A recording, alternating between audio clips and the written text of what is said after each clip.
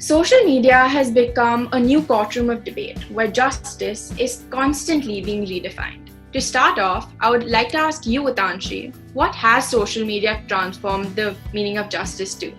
Thank you so much, Swakshi. Before I begin, I want to say that it's an absolute pleasure being here on the panel with both Aditi, Richa, and organized by you. So I'm very excited for the conversation that's going to take place.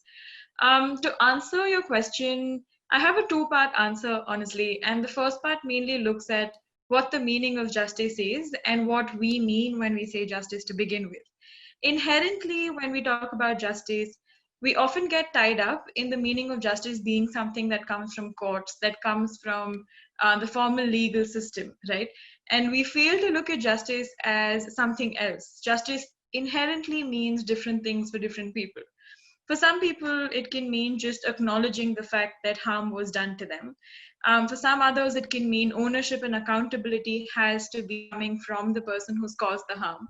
And of course, there's obviously punishment, which is seen as a form of receiving justice as well.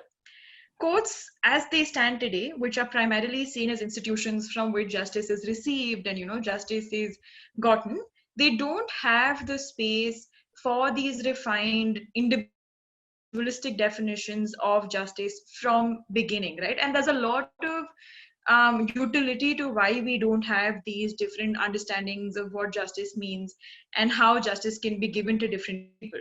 Historically, we have a law which says, okay, fine, this is the crime and this is the punishment, and that's going to happen and apply universally to everybody that comes before the court, which means that there is very little space for justice to be as individualistic as it actually is, meaning that my understanding of justice may not always relate to punishing the harmdoer, and the court doesn't really hold space for that.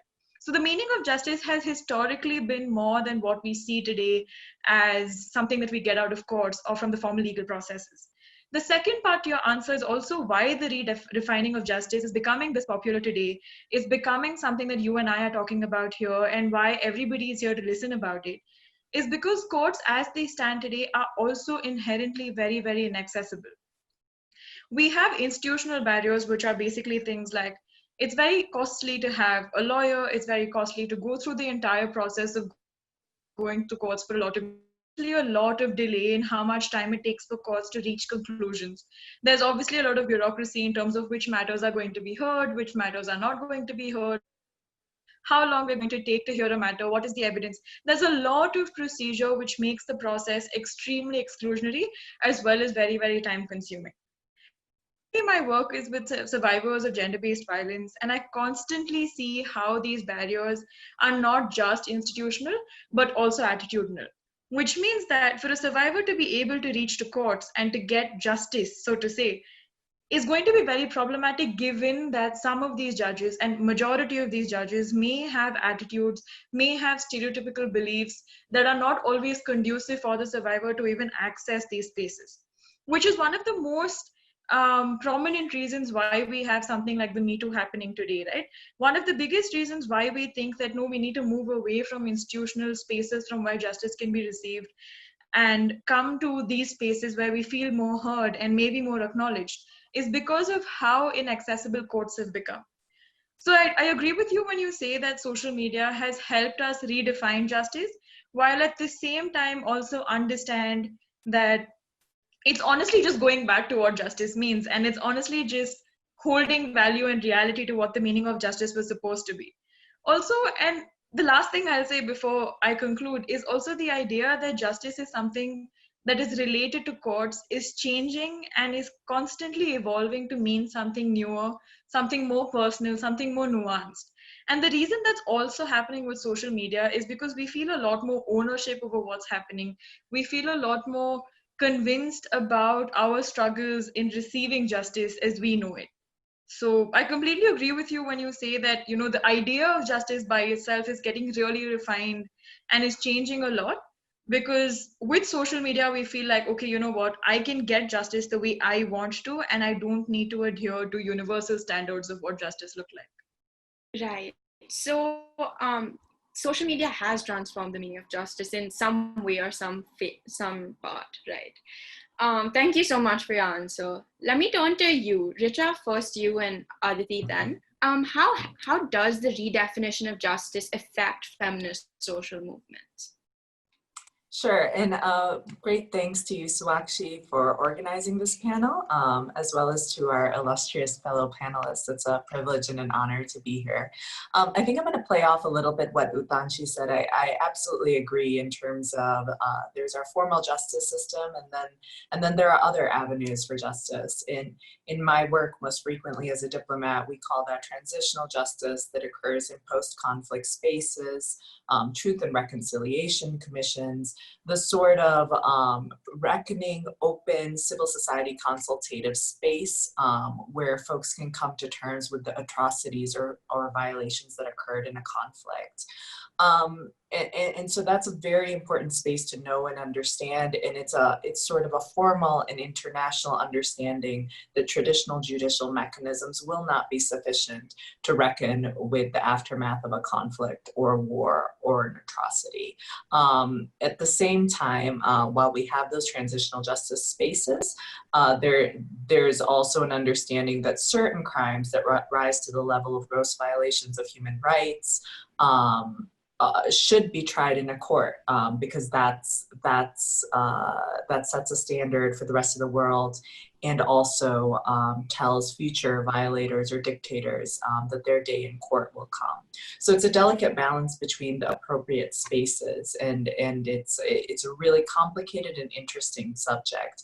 I'll talk a little bit about our formal legal system because especially in my career as a diplomat, talking about rule of law challenges, the United States does believe that rule of law challenges can and should be adequately addressed by the courts in an ideal world. We don't live in an ideal world, but there are a number of reforms that can happen at sort of the structural level to ensure the sort of statistics and measures we look for, which are number of courts, number of judges, prosecutions, convictions, that all of that is going in the right direction, which is up. That we want less impunity and more rule of law in sort of our societies and countries. There are a number of reforms that can happen in a judicial system to ensure those numbers are going in the right direction. There are legal defense funds, there are public attorneys, there's the difference between an adversarial versus an inquisitorial system. There are structural barriers that are built into many of our systems through lengthy appeals processes, bureaucracy, different courts for different people, in some cases, in some countries' contexts, different jails for different people. And all of these things create sort of an accumulation of lack of access to justice. I bring these up just because it has been my experience working with different court systems and different legal systems in different countries. I'm not a lawyer, but it has been really illuminating how these structural barriers can prevent access to justice. And a large part of our work needs to be reducing those structural barriers, looking at different examples of rule of law in different contexts, and seeing how those examples can fit in. The historical precedents weigh heavily. So in Latin America, where much of my experience is, they don't follow the classic American judicial system where there's an attorney and sort of facing off with the judge, and it's this adversarial judicial system. They follow an inquisitorial model, and it has consequences for their prosecution rates and their conviction rates.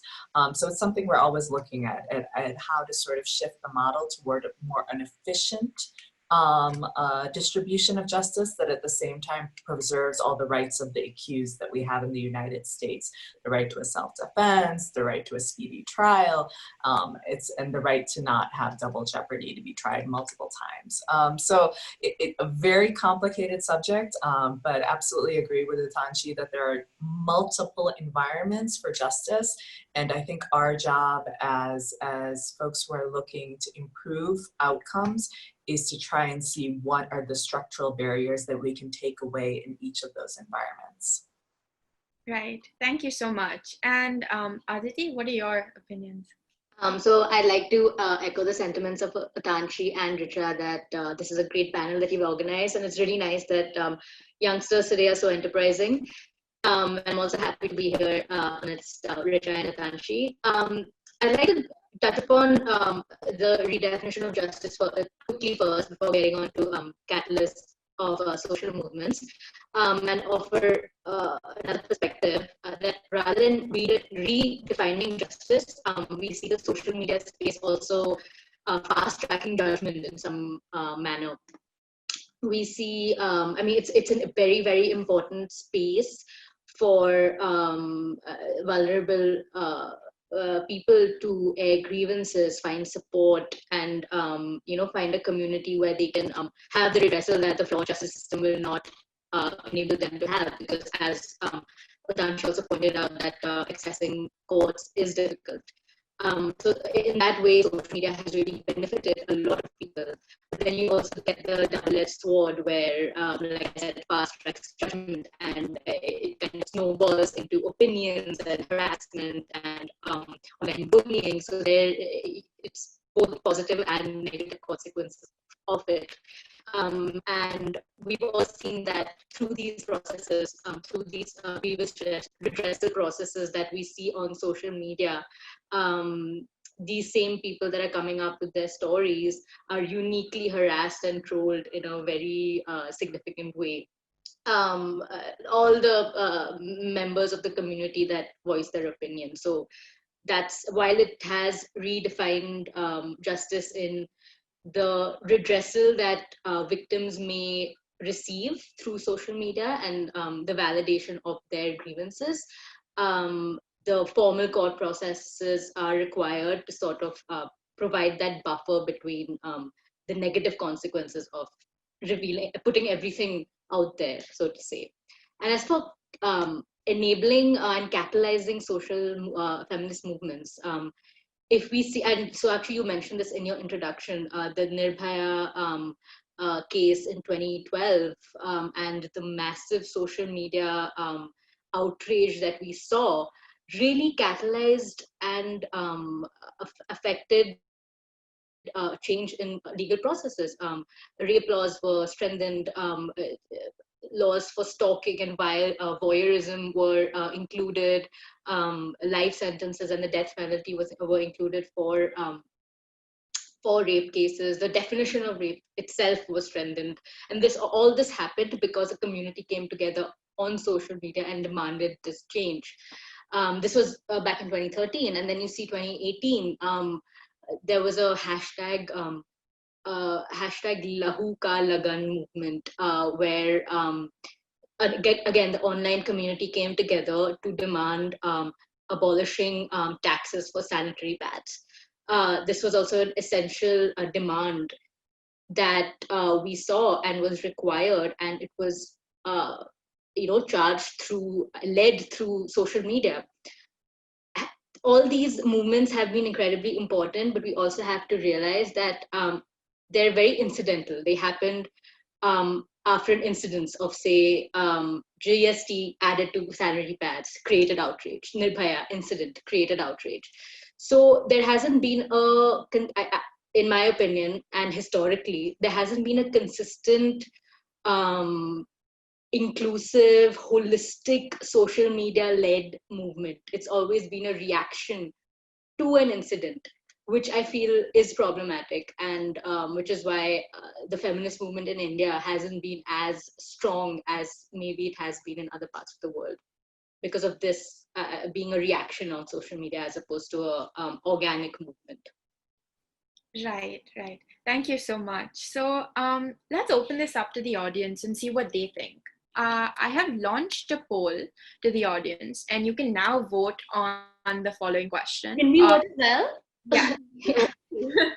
So you can vote, is social media A, a forum for open discussion and knowledge sharing, B, an echo chamber of beliefs and ideals?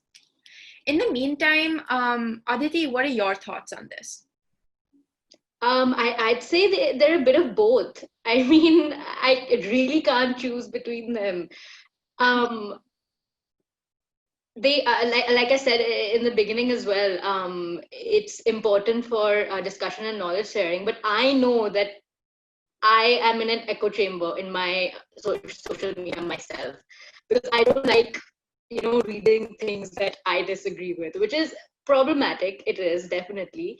It makes me angry, and I read things that makes me angry. But it becomes an echo chamber, and so it's a bit of both. And honestly, I think the tides shift.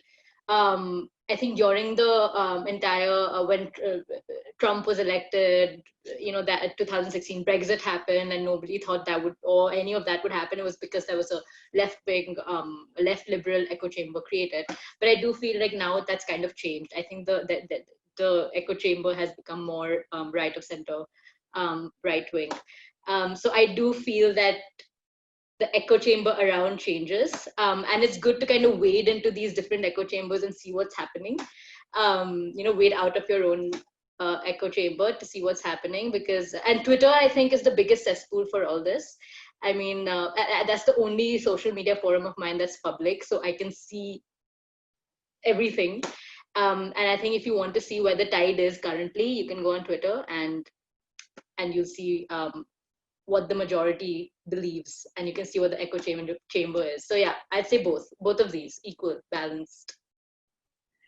Yeah, so the audience, now that we've got some response from the audience, we can see that 70% of them believe that it is a forum of open discussion and knowledge sharing. Richa and Utanshi, what are your thoughts?